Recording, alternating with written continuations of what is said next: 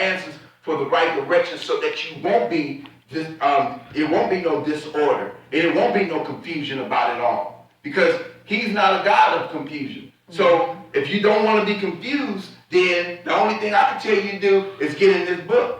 Because if you ain't in this book, then your life is going to be ever confusing. It's going to be ever out of order and a disarray. We need Jesus today. Yes, We need him each and every day. Because God,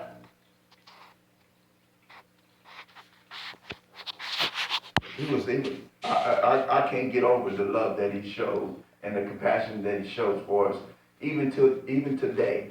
You know, after dying on the cross, after going there, you know, suffering all of our sins, and when he was sinless and he was blameless toward anything, but yet what he did, he went and he took all of our sins, everything back then up until now and into the end of time. He's already paid the way for us, and he's already paid the price and the penalties for us all. So no matter what you do in life, no matter how sinful you might think and how bad you might think that is, God still shows compassion upon his people. God goes and he uses even the sinfulness and turn it to glory. Right. So if we know that God is forgiving and God is a just God, then how can we not forgive, and how can we not, because he also tells us that if we don't forgive those that sins against us, and that we are supposed to love your enemy.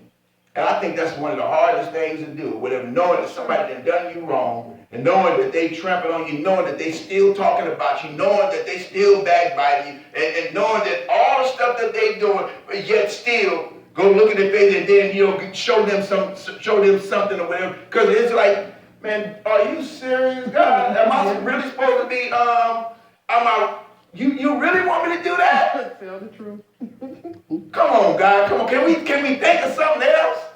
I know there's another way, but there is no other way. Because he did it. He brought his son down here and he showed love against us when it really shouldn't have been no compassion, no love, because we are some wretched people. We were wretched back then, we're wretched still today, and it's like, Lord, but yet you still rain down on us. Yes. My God. So as I was saying earlier, that you got grace and mercy, and he loves you unconditional, and he has an unfailing love. So how can you be, you know, without anything if God has already set everything in motion for you or whatever? He's given us unfailing, unconditional love and grace and mercy.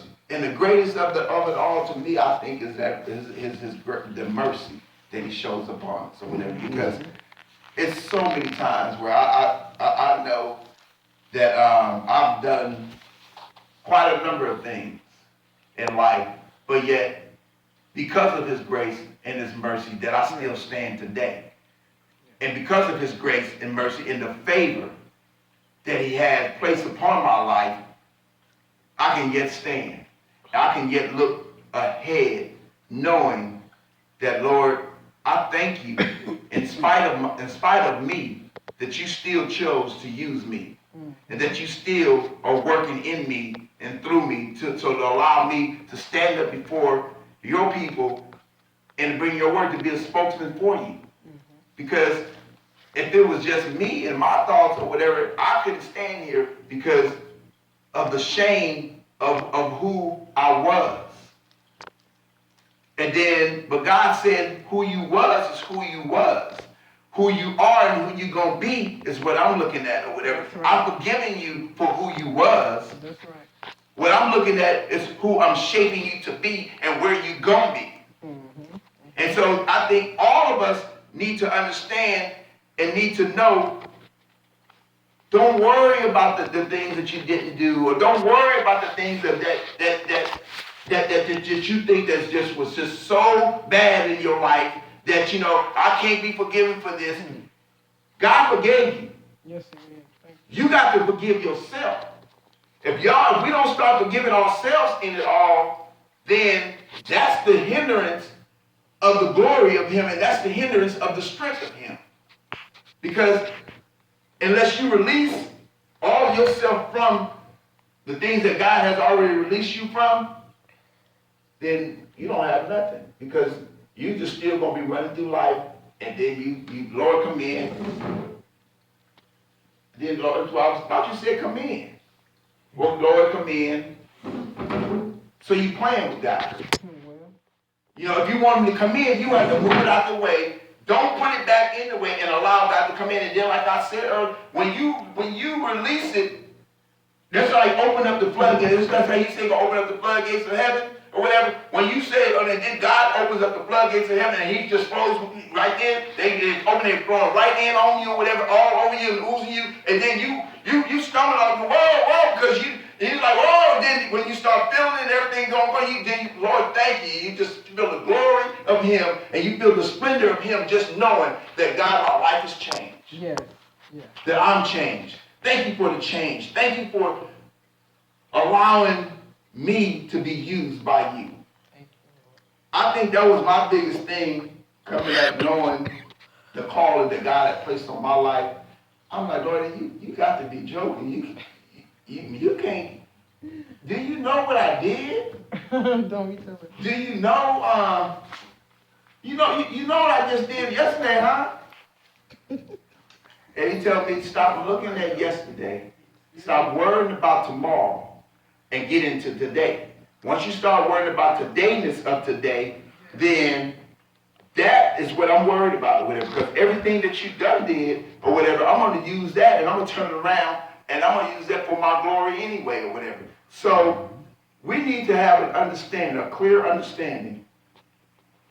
Stop boxing ourselves and stop boxing God in, and so that He can come in and He can run and rule in our lives the way that He was meant to be.